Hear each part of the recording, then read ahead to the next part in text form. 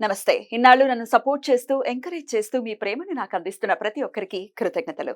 అలాగే ఈ వీడియో కూడా ఖచ్చితంగా మీకు ఉపయోగపడుతుంది. లైక్, షేర్ అండ్ సబ్స్క్రైబ్ చేసి మీ సపోర్ట్‌ని నాకు అందించండి. అలాగే ఈ వీడియో పట్ల మీకున్న అభిప్రాయాన్ని కామెంట్ సెక్షన్‌లో కామెంట్ చేసి తెలియజేయండి. ఇప్పుడు వీడియోని చూద్దాం. జీవితంలో రకరకాల సమస్యలతో బాధపడుతున్నారా?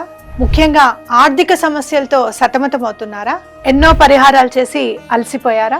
మంచి మార్గం దొరకాలని కోరుకుంటున్నారా? అయితే రండి, విశ్వాన్ని ఎలా అడగాలో తెలుసుకుందాం.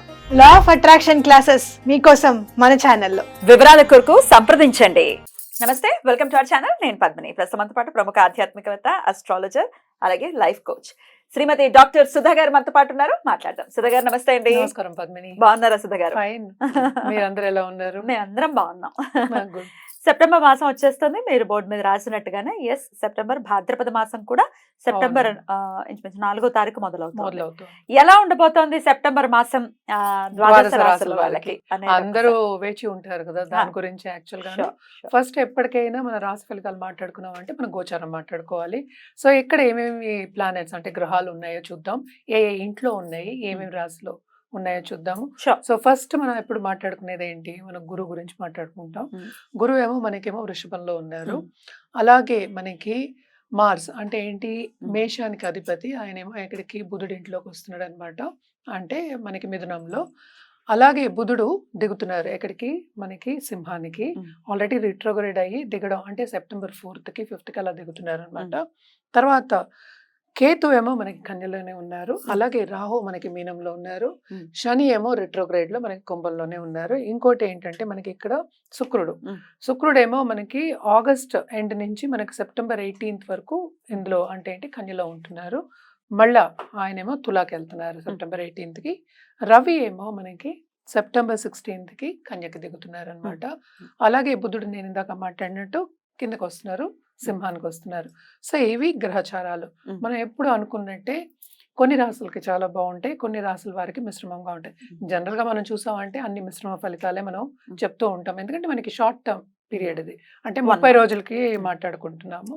సో ఈ గ్రహచారం పట్టే మనం అన్ని రాసుల వారికి మాట్లాడుకోవాలి. సో అందరికి మిశ్రమ ఫలితాలు.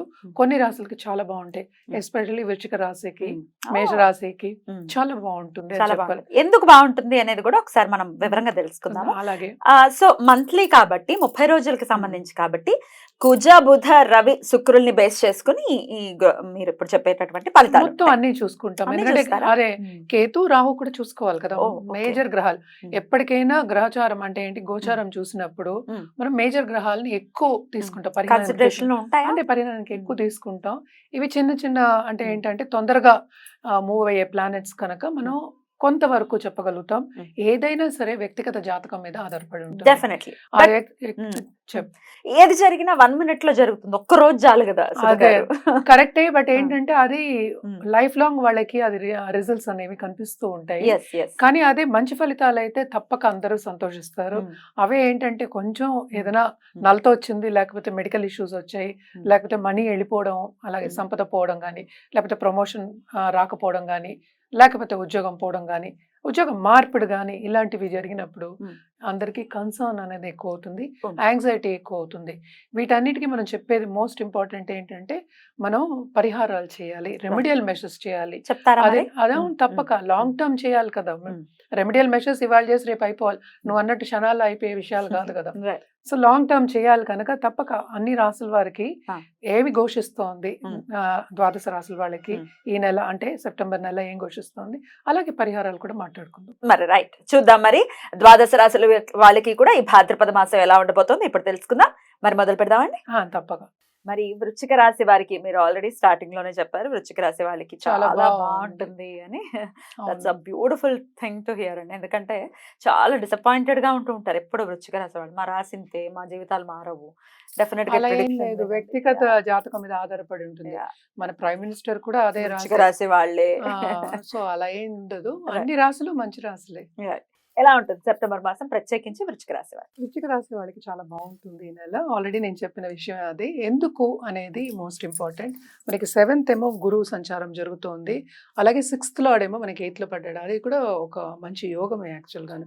సో ల్యాండెడ్ ప్రాపర్టీస్ కొనుక్కునే ఛాన్సెస్ అనేవి వస్తాయి. ఎస్పెషల్లీ వీళ్ళకి ఏంటంటే స్టేటస్ అనేది కూడా ఇంప్రూవ్ అవుతుంది. అండ్ ఆల్సో పెద్దల మన్నన పొందుతారు.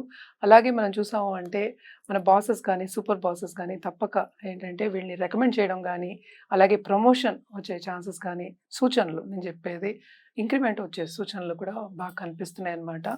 మనం మాట్లాడుకునేది ఈ నెల వరకే కనుక మనకి శుక్రుడు కూడా 2nd half of this month అంటే ఓన్ హౌస్కి 12th హౌస్కి వస్తున్నారు. తప్పక ఇప్పటి వరకు ఖర్చులు అనేవి ఉండుంటాయి. ఆ వచ్చినప్పటికీ కొంచెం కుదుట పడుతుంది. ఎందుకంటే ఈ సంచారం మంచిది, మళ్ళా శుక్ర సంచారం మంచిది. ఓన్ హౌస్లో ఉంటున్నారు కనుక ఖర్చు అనేది కొంచెం తగ్గుతుంది. అంటే రాబడి ఉంటేనే కదా పోబడి అనేది ఉంటుంది, ఖర్చు అనేది ఉంటుంది. తప్పక 2 బాగున్నాయి అని చెప్పాలి.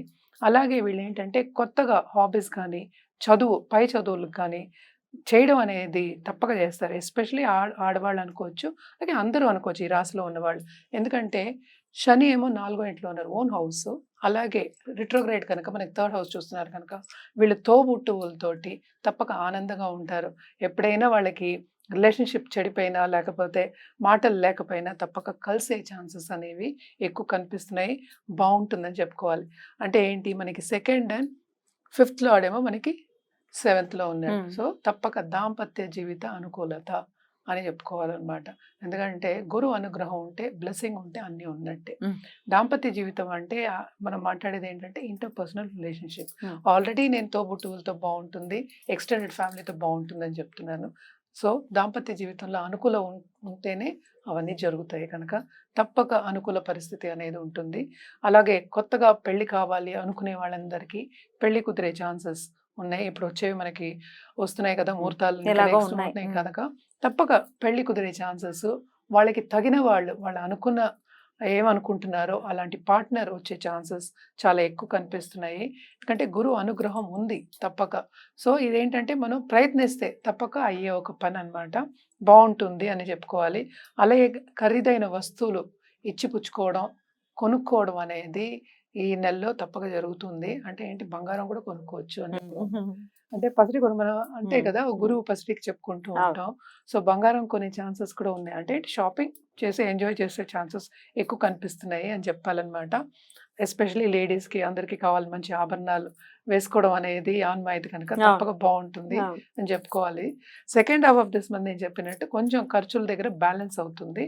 అండ్ ఆల్సో మనకి కెరియర్ పరంగా చూసాము అంటే కూడా కొత్త ఆపర్చునిటీస్ వచ్చే ఛాన్సెస్ ఉన్నాయి. అలాగే ప్రమోషన్స్, ఇంక్రిమెంట్స్ అవన్నీ వచ్చే ఛాన్సెస్ ఇందాకనే చెప్పాను.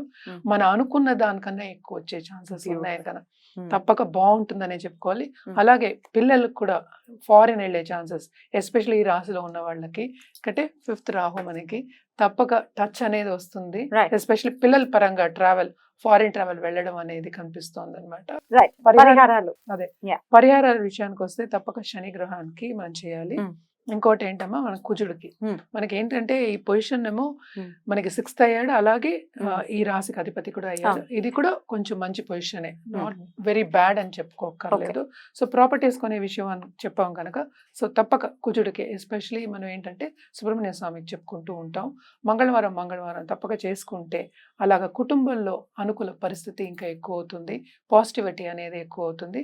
అలాగే శనివారం మనం శని గ్రహానికి అంటే ఏంటి శని చాలీస చదువుకోవడం కానీ, నవగ్రహ ప్రదక్షిణ చేయడం కానీ వెరీ బ్యూటిఫుల్ అండి. చాలా అద్భుతంగా వివరించారు. కృతజ్ఞతలు. ఇక నెక్స్ట్ ఎపిసోడ్ లో ధనుసు రాశి గురించి తెలుసుకుందాం. థ్యాంక్ యూ అండి. నమస్తే.